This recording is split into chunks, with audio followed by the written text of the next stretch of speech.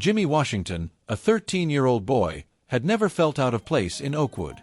His dad, Chief Andre Washington, had just become the town's new chief of police, and the entire neighborhood felt like family. But today, something was different. As Jimmy made his way to his grandmother's house, the familiar scent of freshly baked cookies and the warmth of her hugs in the air, a subtle unease crept over him. He had walked this path 100 times, but today, 2 police officers were trailing behind him, moving at the same slow pace. At first, Jimmy didn't think much of it. Oakwood was a safe place. The officers were supposed to protect people. But then it happened, just a bit too close for comfort. He glanced behind him. Officer Grant and Officer Baker, their expressions cold, were watching him like hawks. The hairs on the back of his neck stood up. Why are they following me? Jimmy wondered, his heart beginning to race. Jimmy picked up the pace, but the officers did the same. He quickly pulled out his phone, his fingers shaking as he dialed his father, Chief Andre Washington. "If you ever feel unsafe, call me right away," his father had told him countless times. Today, those words felt more real than ever. Meanwhile, the officers didn't stop their pursuit. They called out to Jimmy. "Hey, kid!" Officer Grant's voice was gruff, like sandpaper against stone. "Where do you think you're going?" Jimmy's throat went dry, but he stayed calm. "To my grandmother's house, just down the road, sir." But they weren't satisfied with that answer. "What's in your pockets?" Officer Grant demanded, his eyes narrowing. Jimmy's stomach twisted. He wasn't carrying anything illegal, just a small box with a scarf he'd bought for his grandma. Before Jimmy could protest, Officer Grant grabbed his jacket and started rifling through his pockets without permission. Jimmy felt a surge of fear, his mind racing as he tried to make sense of what was happening. Why were they treating him like this? Back at the police precinct, Chief Washington's phone buzzed. Seeing his son's name on the caller ID made his heart skip a beat.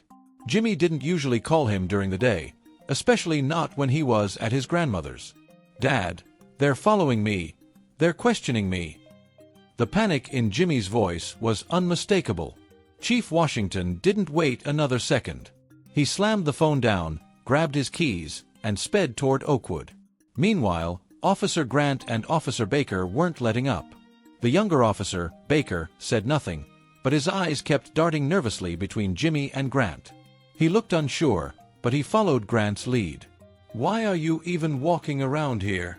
Officer Grant continued, his voice harsh. "Are you carrying anything illegal?" "No, sir," Jimmy said, his voice steady, but his hands trembling with fear. "I'm just walking to my grandma's house." Grant scoffed. "That's what they all say." Just then, Jimmy saw it, a black car pulling up fast. His father's car. Relief washed over him like a wave, and just as Officer Grant was about to ask another question, Chief Washington stepped out, his expression unreadable. "Officers," Chief Washington's voice was calm but edged with authority. "Care to explain what's going on here?" The officers froze, their eyes widening as they realized who stood before them. The chief, in casual clothes, but with a stern presence that could silence a room. "Chief, Officer Grant stammered, unable to form a coherent sentence. Chief Washington didn't wait for them to finish. "Why is my son being questioned like this? What makes you think he doesn't belong here?"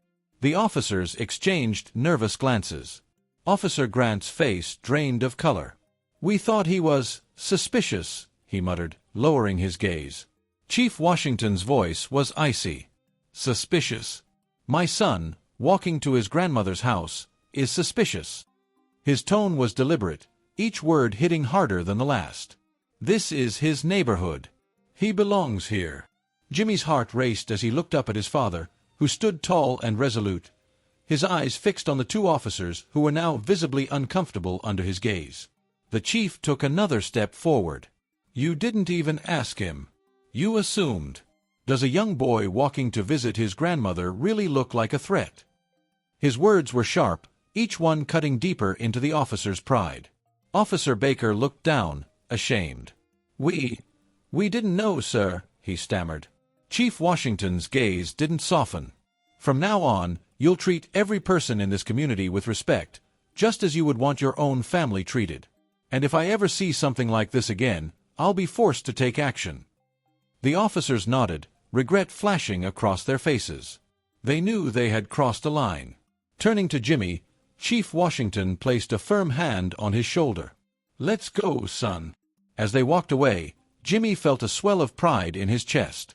His father had stood up for him, for what was right. The officers had learned a hard lesson today, and Jimmy knew they wouldn't forget it. It wasn't just about him. It was about fairness, about justice.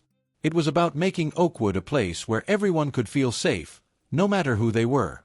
And as they walked away, Jimmy smiled. Maybe things would be different now. Maybe Oakwood would be a better place for everyone.